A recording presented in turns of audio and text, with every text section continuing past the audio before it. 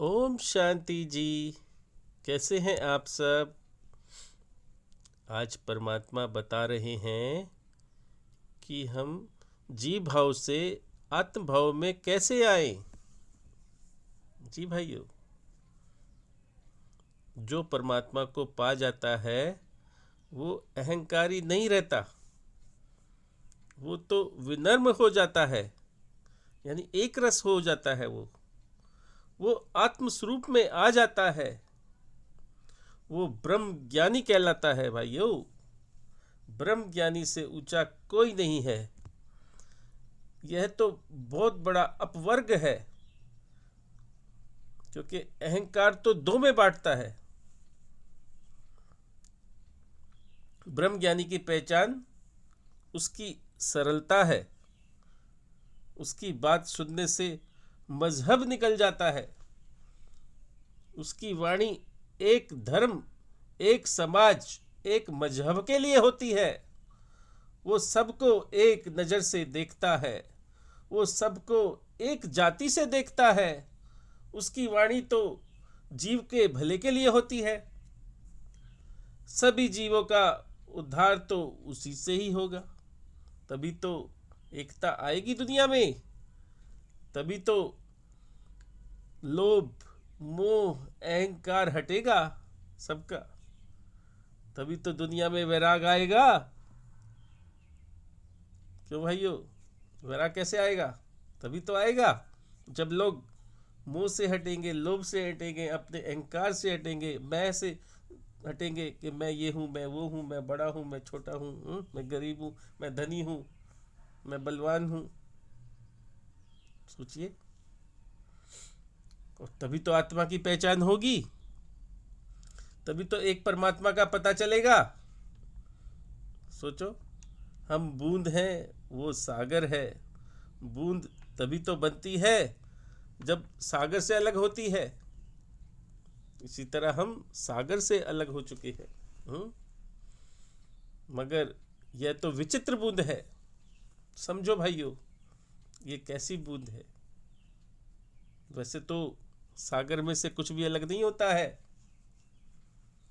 जो एक रस सागर है, परमात्मा सागर कहा गया है, उसमें से ना कुछ जाता है ना कुछ आता है। लेकिन हम विचित्र बूंद है। इस रहस्य को कभी बैठोगे तो अच्छे से समझाऊंगा। तो परमात्मा तो व्यापक है। परमात्मा तो बिल्कुल आकाश की तरह है। वो तो सर्वव्यापी है, हर जगह है। हम सब उसमें रहते हैं, सारे ब्रह्मांड उसमें रहते हैं। वो हम में रहता है। हम बूंद तो ऐसे हैं जैसे कि पानी में मछली प्यासी है। ऐसी मछली है हम, बूंद की तरह पानी में रहते हुए भी प्यासी है। हम परमात्मा में रहते हुए भी परमात्मा को खोज रहे हैं। हम परमात्मा में रहकर परमात्मा के लिए तड़प रहे हैं। हम अमर होते हुए भी जिंदगी बचाने में लगे हुए। सोचिए कितने मूर्ख हैं हम। एक तरफ तो हमारी आत्मा जो कि कभी नहीं मरती, जो सदा अजर अमर है। आपने गीता में भी पढ़ा होगा, आत्मा ना मरती है, ना जन्म लेती है, ना उसको कोई मार सकता है, ना कोई काट सकता है, ना कोई जला सकता है। वो तो सदा के लिए है, अमर है। और हम बचने के लिए भिखारी बने हुए घूमते हैं दर दर। सोचो। तो ब्रह्म ज्ञानी कभी नहीं मरता। जो ब्रह्म को जान जाता है वो कभी नहीं मरता, क्योंकि वो शरीर भाव से अलग हो जाता है। वो अपने को शरीर नहीं समझता, क्योंकि वो ब्रह्म ज्ञानी अपने को जान जाता है। जो ब्रह्म ज्ञानी नहीं है वो जीव है, वो शरीर है। तभी वो दर दर भटकता है, डरता हुआ। मौत का भय उसे सताता है, घबराहट होती है। घबराहट से एंजाइटी होती है, बीमारियां होती है, शुगर होती है, बीपी होता है। न जाने भय से कितनी सारी उसको हजारों बीमारियां लग जाती है, और भयभीत रहता है और दवाइयां लेता रहता है और घबराता रहता है। जो अपने को देह मानता है, यदि वो अपने को ध्येय मानेगा तो मरेगा। जैसे कि यदि एक घड़ा अपने को घड़ा मानता है तो मरेगा, और यदि मिट्टी मानता है तो कभी नहीं मरेगा। क्यों भाइयों? अब मिट्टी से तो देखो बहुत चीज़ें बनती हैं, सकोरा भी, कुल्हड़ भी, घड़े भी, न जाने क्या क्या बनता है।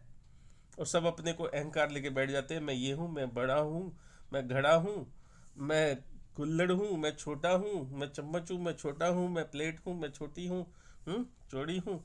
इस तरह से लोग मानते हैं। ये अहंकार कहलाता है। यदि वो अपने आप को मिट्टी मान जाए तो सबको एक नज़र से देखेंगे, हम कहेंगे हम सब एक है, एक ही मिट्टी से बनी है, और मिट्टी समझेंगे तो कभी नहीं मरेंगे,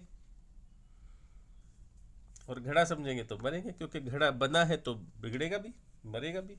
जो चीज़ बनती है वो मरती भी है, उसका समय आता है।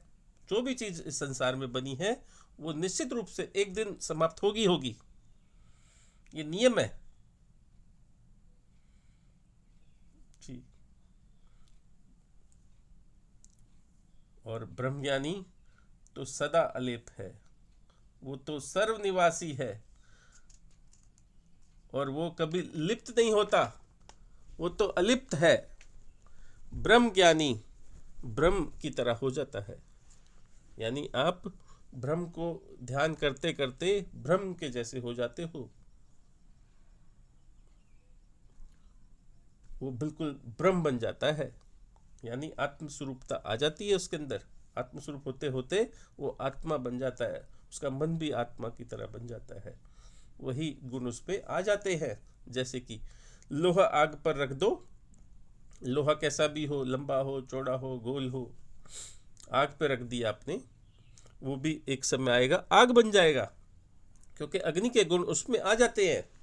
वो भी वैसी भपकने लगेगा जैसे आग भपकती है। तो ब्रह्म को ध्यान करते करते मन ब्रह्म बन जाता है। जो ब्रह्म ज्ञानी नहीं है वो अपने को मन समझता है। मन तो लिप्त होता है, जैसे कि दुख में सुख में लिप्त रहता है। कभी दुख में लिप्त रहेगा, दुखी हो गया, तो सुख में हो गया तो सुख में लिप्त रहेगा, वो दुख को भूल जाएगा। और दोनों में जो लिप्त रहता है वो भगवान को ही क्या याद करेगा, वो अपने को जानेगा ही नहीं कि मैं क्या हूँ, वो तो माया में फंसा रहेगा। तो देह मरता है, मन लिप्त होता है। क्यों? मगर आत्मा तो अलिप्त है, रहती है, वो सदा के लिए है, सदा एक रस रहती है। जो धर्म है वो धर्म को नहीं जानती है। इसी तरह जैसे कि देह के दो धर्म हैं, शरीर का धर्म है मरना, और अंतःकरण यानी मन का धर्म है लिप्त हो जाना। ये हमारी मायावी शरीर के दो धर्म हैं। शरीर का धर्म है मरना, और मन का धर्म है लिप्त होना। तो मन को जो मैं मानने वाले हैं वो सुखी दुखी होते हैं, और ब्रह्म ज्ञानी ना सुखी समझता है ना दुखी समझता है, वो तो एक रस रहता है। क्योंकि ब्रह्म ज्ञानी अपने को मन नहीं समझता, ना वो अपने को शरीर समझता है। ब्रह्म ज्ञानी सदा निर्लेप रहता है, वो सदा एक जैसा रहता है, अमर रहता है, आनंद में रहता है।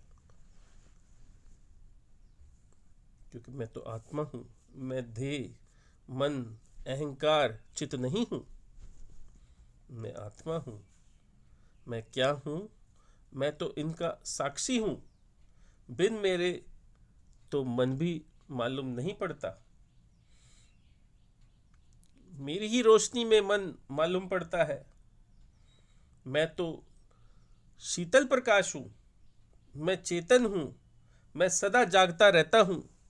शरीर तो सोता जागता है, मन भी सोता जागता है, मैं कभी नहीं सोता जागता, क्योंकि मैं चेतन हूँ।